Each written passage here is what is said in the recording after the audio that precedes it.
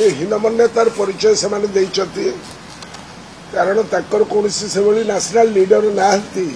कि international leader नाहंती जो माने स्वाधीनता संग्राम रे भाग नहीं थिबे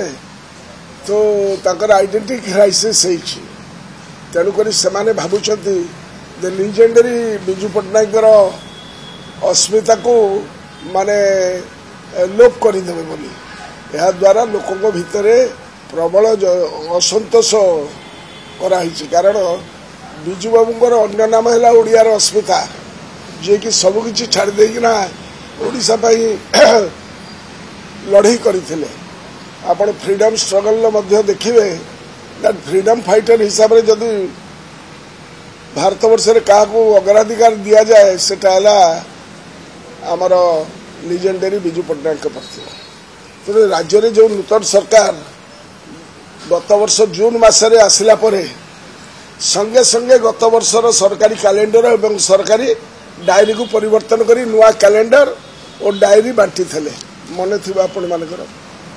ओडिशावासीकर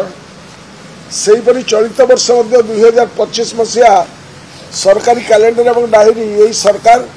सरकारी प्रिंटिंग प्रेस रे प्रिंटिंग करके आम मान को बांटी से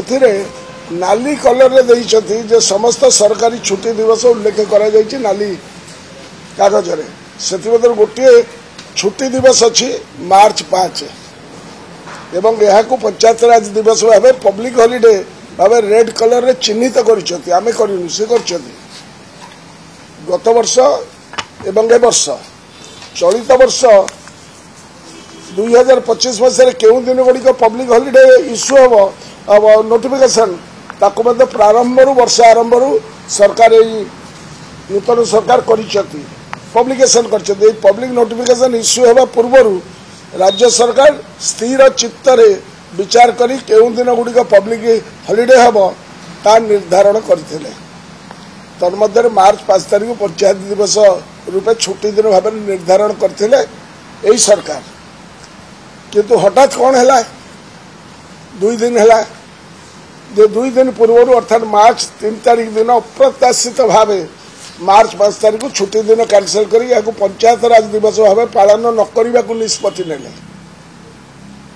प्रश्न आसूची 73rd एवं 74th अमेंडमेंट जो गुटाक ऐतिहासिक अमेंडमेंट टू दि कॉन्स्टिट्यूशन आसी तार बहु पूर्व बिजू पट्टनायक पंचायत गुड़िक क्षमता प्रदान करने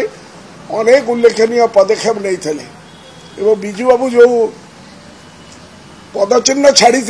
से पदचिन्ह को अनुसरण करी 73rd एवं 74th अमेंडमेंट कॉन्स्टिट्यूशन आसला जो पंचायत राज व्यवस्था को मान्यता एवं स्वीकृति दिगला 2010 मसीहा तत्कालीन केंद्र सरकार नेशनल पंचायत राज दिवस पालन आरंभ कर बहु पूर्व आम राज्य रे सरकार मार्च 5 तारीख को पंचायत राज दिवस रूप में पालन कर आसुले यार कौन असंगति ना दिस इज नॉट कौन प्रकार असंगति आधे ना कारण पंचायत राज डिपार्टमेंट एवं लोकल सेल्फ गवर्नमेंट एगुड़ा है state list state government can do anything regarding panchayat raj रे एवं लोकल सेल्फ गवर्नमेंट रे संविधान ने या स्टेट लिस्ट अंतर्गत तेणु राज्य सरकार मार्च 5 तारीख को पंचायत राज दिवस रूप पालन करिबारे कॉन्स्टिट्यूशनली एवं लीगली देयर इज नो बार कौन प्रकार प्रतिबंधक नहीं राज्य सरकार बर्तमान जहाँ कले ताकर हीनमन्यतार परिचय एवं यह ओडिया अस्मितार परिपंथी कारण प्रवाद पुरुष बिजू पट्टनायक थे ओडिया अस्मितार प्रतीक।